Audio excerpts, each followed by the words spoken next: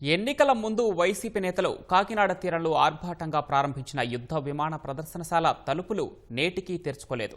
మౌలిక వసతులు కల్పించకపోవడం, అధికారుల మధ్య సమన్వయ లోపం ప్రాజెక్టుకు శాపంగా మారింది.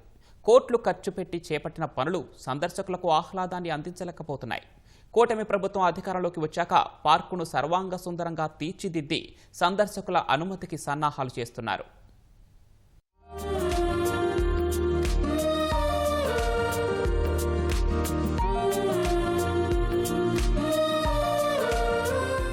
కాకినాడ వాకలపూడిలోని ఎన్టీఆర్ బీచ్ వద్ద గోదావరి అర్బన్ డెవలప్మెంట్ అథారిటీ కుడా ఆధ్వర్యంలో 5,89 లక్షల రూపాయలతో TU-142M యుద్ధ విమాన ప్రదర్శనశాలకు 5 ఏళ్ల క్రితం అప్పటి మంత్రి కురసాల కన్నబాబు శంకుస్థాపన చేశారు. ఆ తర్వాత 2 ఏళ్లకు కుడా నుంచి విడిపోయి కాకినాడ అర్బన్ డెవలప్మెంట్ అథారిటీ ఏర్పాటు చేశారు. అంచనా వ్యయం 9 కోట్లు దాటేసింది. ప్రాజెక్టు పనులు పూర్తి కాకుండానే 2024 ఎన్నికలకు 2 నెలల ముందు ఎమ్మెల్యేగా ఉన్న కన్నబాబు యుద్ధ విమానాల పార్కును ప్రారంభించి హడావుడి చేశారు. సందర్శకులకు మాత్రం దర్శన భాగ్యం కల్పించలేకపోయారు. 2020లో దీన్ని శంకుస్థాపన చేయడం జరిగింది.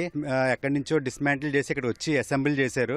ఆల్మోస్ట్ 4 ఇయర్స్ నుంచి ఇది ఉపయోగంలో లేకుండా ఉంది. దీన్ని ఉపయోగంలోకి ఎంత త్వరగా తీసుకొచ్చి జనాలకి సందర్శనకి దీన్ని పెట్టేట అయితే జనాలకి సాయంత్రం వేళ సేపు ఇక్కడ సందర్శించి ఇటు సైడ్ ఎంజాయ్ చేయడానికి అయితే ఉంటది. దీని గురించి ప్రజలకు తెలియడం అన్నది చాలా ఉపయోగకరమైనది. కాకినాడ అర్బన్ డెవలప్మెంట్ అథారిటీ కుడాకు ప్రత్యేక ఆదాయ వనరులేవీ లేవు. లేఅవుట్ల అనుమతుల ద్వారా వచ్చిన అరాకొరా ఆదాయంతోనే నెట్టుకొస్తుంది. TU-142M యుద్ధ విమాన ప్రదర్శనశాల నిర్వహణ కుడాకు అదనపు భారంగా మారింది. విమానం తెచ్చి అమర్చడానికే 6 కోట్లకు పైగా ఖర్చయింది. సోలార్ కోసం 45 లక్షల వరకు వెచ్చించారు. చిన్నపిల్లలు ఆడుకునేందుకు మరొక పార్కు, ఈట్ స్ట్రీటు, ఇతర మౌలిక సదుపాయాల కోసం 15 కోట్ల వరకు ఖర్చు చేశారు. సముద్ర తీరం ఆనుకుని ఈ ప్రదర్శనశాల ఉండటంతో ఉప్పుగాలి తగిలి ఇనుప ఊచలు పాడైపోతున్నాయి, రంగులు వెలిసిపోతున్నాయి. సందర్శకుల నుంచి ఎలాంటి ఆదాయం రాకపోగా నిర్వహణ ఖర్చు మాత్రం ప్రారంభానికి ముందే రెండింతలు పెరిగింది.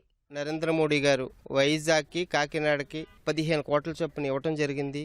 ఇందులో తెచ్చి పెట్టడం జరిగింది. విమానం అని, పార్కు డెవలప్ చేయటం అని అన్ని జరిగి ఇంతకాలమైన కాడికి ఎలాగా ఎందుకు పనికిరాకుండా తుప్పు పట్టి బూజు పట్టి పోయే పరిస్థితులకి చేరుకున్నాయి. అన్ని కూడా ప్రజలకు అందుబాటులో కొంచెం డబ్బులు టికెట్ పెట్టి ప్రతి ఒక్కరు వచ్చి ఎంజాయ్ చేయడం కొరకు మనల్ని గురించి మాట్లాడుకునేటట్టు చెయ్యాలని బాబు గారిని కోరుకోవడం జరుగుతుంది. 5 సంవత్సరాల నుంచి ఈ విమానం నిరుపయోగంగా ఇక్కడే ఉందండి. పర్యాటకులు అందరూ చూస్తున్నారు ఆ విమానం ఎప్పుడు ఎక్కాలి, దాంట్లో ఏంటి ఏర్పాటు చేయటం లేదని చెప్పేసి ఆలోచనతో ప్రజలందరూ కూడా వచ్చి చూడడం, నిరుత్సాహంగా వెళ్ళిపోవడం. గతంలో అయితే ఇదంతా కూడా చాలా దారుణంగా ఉండేది. ఇప్పుడు కొంచెం మెరుగుపడి పార్కును బాగా డెవలప్ చేశారు. ఇక్కడ పరిసరాలు కూడా డెవలప్ చేశారు. కానీ ఇది సరిపోదు. ఇంకా పూర్తి స్థాయిలో ఏదైతే నిధులు ఉన్నాయో ఆ నిధులని గత ప్రభుత్వాలు చేసినట్టు కాకుండా మనం సద్వినియోగం చేసుకుని పూర్తి స్థాయిలో డెవలప్ చేస్తారని చెప్పేసి ఆశిస్తున్నాం. ఇదే ప్రజలందరి కోరిక కూడా అని చెప్పేసి తెలియజేసుకున్నాను. యుద్ధ విమాన ప్రదర్శనశాల పనులు పూర్తయ్యాయని, త్వరలోనే సందర్శకులను అనుమతిస్తామని కాకినాడ జిల్లా జాయింట్ కలెక్టర్ కుడా వైస్ చైర్మన్ రాహుల్ మీనా తెలిపారు. అందుబాటు టికెట్ ధరల్లో పర్యాటకులకు ప్రవేశం కల్పిస్తామని చెప్పారు. మిగిలిన పనులు 2 నెలల్లో పూర్తి చేస్తామన్నారు.